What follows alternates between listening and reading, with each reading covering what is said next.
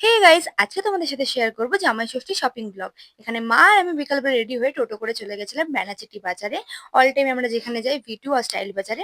তো এখানে ফার্স্টে গেছিলাম হচ্ছে ভি2 তে, আর ওয়েদারটা ছিল কিন্তু খুবই ভালো। তো ভি2 তে গিয়ে হঠাৎ করে দেখা হয়ে যায় মাসি মেশো আর বোনের সাথে। ওরাও এসেছিল জামাই ষষ্ঠী শপিং করতে ফর অতনু আর আমার জন্য। তো দেন শপিং এর মাঝে একটু বোনের সাথে ফাজলামটিও মেরে নিলাম যে এত করে জামাটা দেখতে কত ভালো লাগছে।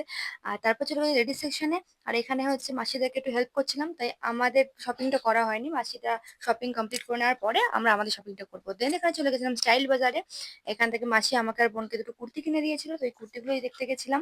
আর এই শপিং ব্লগটার একদম ডিটেলস ভিডিওটা আছে হচ্ছে আমার বড় ব্লগে, তোমরা গিয়ে প্লিজ চেক আউট করো।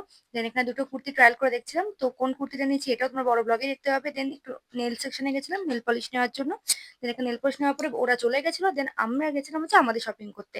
তো এখানে মা অতনু আর আমার জন্য শপিং করেছিল। এখানে এক বাস্কেট ভর্তি শপিং হয়ে গেছে। দেন এখানে আমার জন্য শপিং করা হয়েছিল। দেখতেই পাচ্ছি আমি হাতে অনেক জামাগুলো জামা কাপড় নিয়ে দাঁড়িয়ে আছি ট্রায়াল করার জন্য। তো এখানে দুটো জামা কাপড় ট্রায়াল করেছিলাম। তো আমি কোনটা নিয়েছি এটাও তোমরা কিন্তু বড় ব্লগে দেখতে পাবে। দেন চলে গেছিলাম আমরা খাবার খেতে মোহন ক্যাফেতে। তো আজকের এই মিনি ব্লগটা তোমাদের কেমন লাগলো আমাকে কমেন্ট করে জানিও। আর এর পুরো শপিং ভিডিও ডিটেলস ভিডিওটা আছে আমার বড় ব্লগে, তো বড় ব্লগের লিঙ্কটাও আমি এখানে দিয়ে দেবো, তোমরা প্লিজ